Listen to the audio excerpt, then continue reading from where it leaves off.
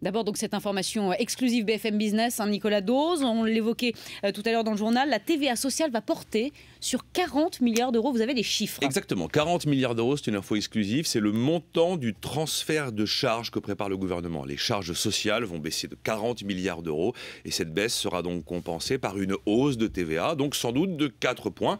En passant le taux de 19,6 à 23,6%, le gouvernement augmente les recettes de TVA d'à peu près 40 milliards d'euros.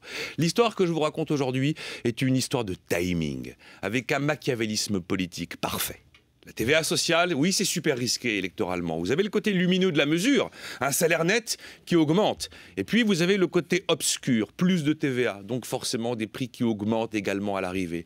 L'objectif du gouvernement est bien sûr de n'afficher que le côté lumineux avant la présidentielle, Pascal. Donc, si je vous suis bien, vous voulez dire que Nicolas Sarkozy, en fait, veut rendre la mesure visible, évidemment, sur nos fiches de salaire. Absolument. Pourquoi tant d'empressement ? Pourquoi tant de précipitation? Pourquoi cette mesure, honnie en 2007, devient soudainement le Graal de la guerre du pouvoir d'achat?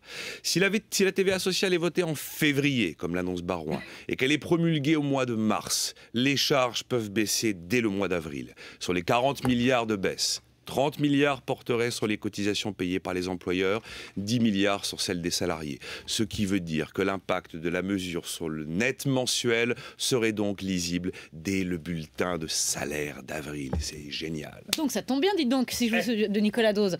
Donc la TVA sociale permettra en fait de booster le pouvoir d'achat des Français en pleine présidentielle. Ça tombe pas mal. C'est lisible, ce sera écrit entre les deux tours. Attention, si tout roule, bien sûr, c'est le scénario de l'idéal. Chacun découvrira un net à payer en avril, supérieur au net à payer de fin mars.